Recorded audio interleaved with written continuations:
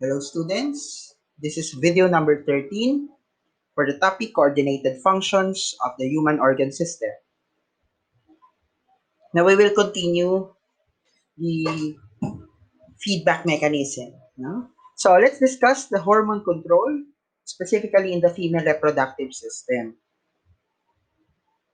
Okay, so in females, the secretion of hormones and the reproductive events they regulate are cyclic. So prior to ovulation, the endometrium, which is the uterine lining, thickens, kumakapal, with blood vessel in preparation for embryo implantation. So kumakapal ang uterine wall para may ma-embed yung incoming embryo, incoming fertilized egg. So if an embryo does not implant in the endometrium is shed in the process called menstruation. Kaya yun ang dahilan kaya nagkakaregla ang mga babae dahil sa pag-shed o shred ng uterine wall. Changes in the uterus or uterine lining with blood vessels define the menstrual cycle, also called the uterine cycle. So other term for menstrual cycle is uterine cycle. Changes in ovaries, follicle, and egg chamber define the ovarian cycle. Now let's discuss the ovarian cycle.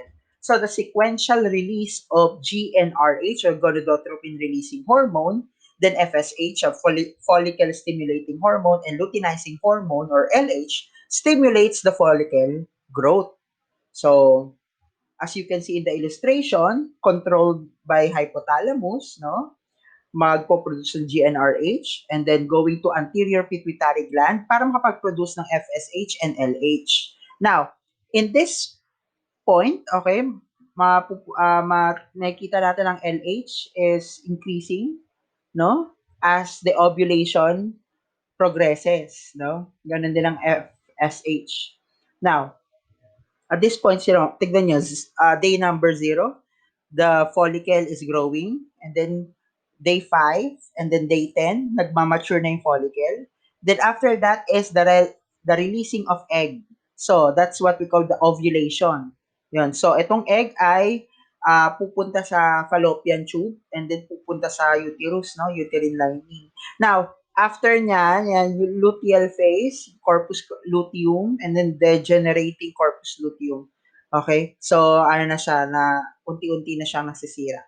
So, the follicle growth and an increase in the hormone estradiol characterize the follicular phase of the ovarian cycle. The follicular phase ends at ovulation and the secondary oocyte is released. So, yung oocyte ay yung egg cell. Yan, egg cell. Yung essential for fertilization or egg fertilization. Now, following ovulation, the follicular tissue left behind transforms into the corpus luteum, and this is the luteal phase. Ayan, luteal phase after ovulation. And then the corpus luteum disintegrates and ovarian steroid hormones decreases.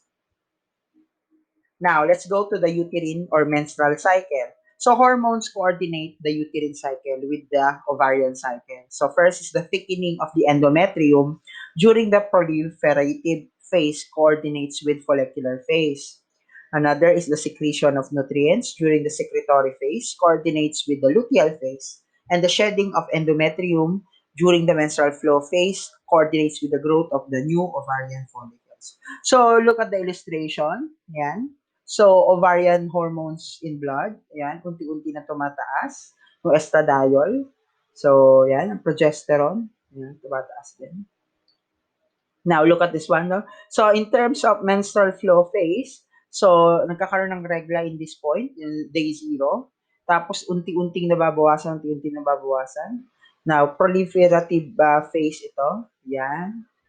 So, at this point, sa day 14, magkakaroon ng ovulation. So, nire-ready na yung uterine wall para sa pagdating ng egg cell. Then, after that is the secretory phase. Ayan. Now, after the day 28, re-reglahin na yung babae. So, that's the menstrual flow phase na.